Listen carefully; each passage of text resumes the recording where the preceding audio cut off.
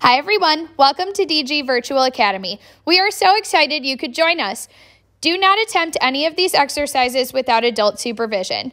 Also, be aware of your surroundings. Make sure the area you are doing gymnastics is on the grass or a panel mat. Remove any objects or people from the area to avoid hurting yourself or anyone else. Let's get started. Hi everyone, it's Coach Amber, and for those of you who don't know, I coach this band of hooligans, also known as the Airport Cheerleading Program, or ACP. Here's me holding a megaphone to prove it. I promise I am actually their coach. Now, we are known for our round 2 skills, and we are super excited to share some information with you guys. We do tumble with Downriver Gymnastics, and a lot of the tips and tricks you're going to hear are actually from our tumbling coaches, but since I'm the head coach, I get to make the video. I have 3 different friends today, and we're going to be working on round 2 skills, so stay tuned. The first skill we're going to talk about is going to be presented by my friend Madeline. She's a senior, and she's a 4-year competitor for ACP. She's going to show us a couple back walkovers because this is the first skill you can learn to be able to use in round 2.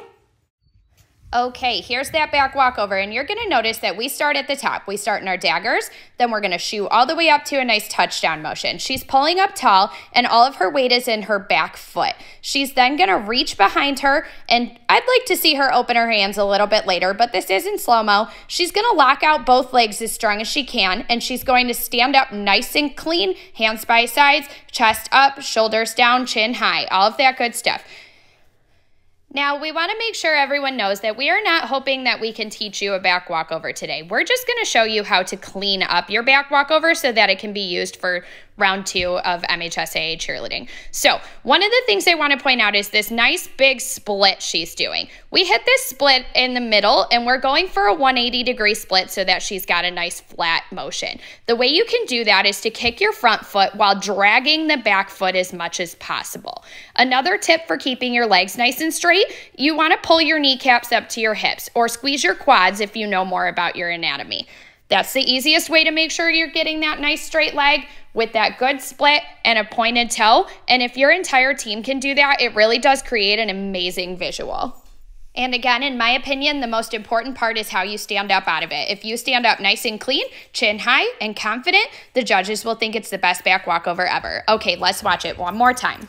Great job, Madeline. Thanks. Next up, we've got my friend Brittany, who's also a senior and a 4-year athlete for ACP. She's actually going to be a Davenport Panther next year, so we're super excited to see her career go. And she's going to be teaching us some things we can do for our back handspring.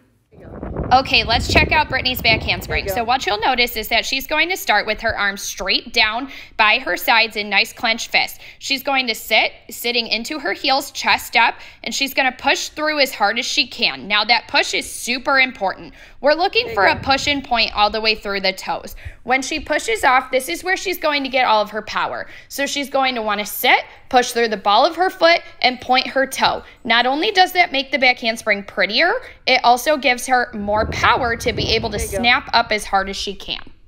One other major thing we look for in a back handspring is jumping to handstand as fast as you can. Now, in any slow-mo video, you're going to see the feet drag a little bit. It is kind of impossible to jump straight to handstand, but Brittany does a pretty good job.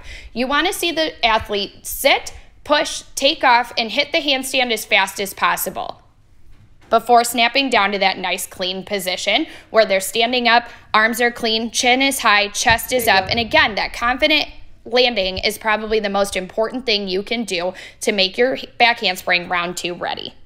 Brittany does a really nice job of this because she's a very confident athlete. So let's watch it one more time. Thanks, Brittany.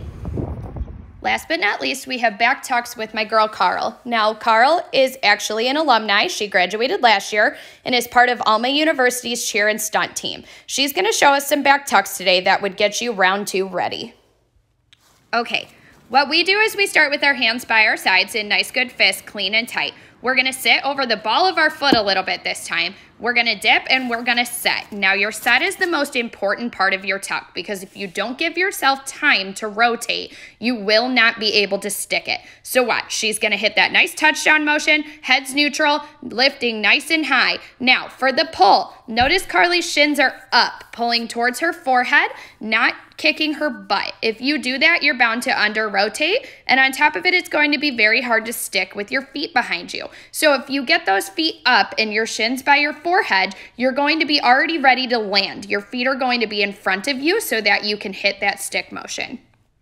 At Airport, we strive for a neutral back when landing or a flat back so that we're in this nice flat position, can hold for a second, then pop up nice, clean, and confident. Look at Carly's attitude there. Oh yeah, that was a stick and there's no denying it. So what you want to start practicing is actually sticking for a full 5 to 10 seconds. That's going to be a really good goal for you. You can spell your name. You can eat a taco. I don't know what you need to do, but hit that stick position with that nice flat back into the ball of your foot, monkey toeing into the ground, and hold before you pop up nice and confident. Make sure that pop up, again, is the most important part of a round 2. You have to present that you did this skill. You cannot let a judge think otherwise. All right, let's watch Carl do it one more time. Thanks so much, Carl. And thank you to everyone who stayed and hung out with me today. Hope your skills are ready for tryouts. Thank you for watching this episode of Downriver Gymnastics Virtual Academy.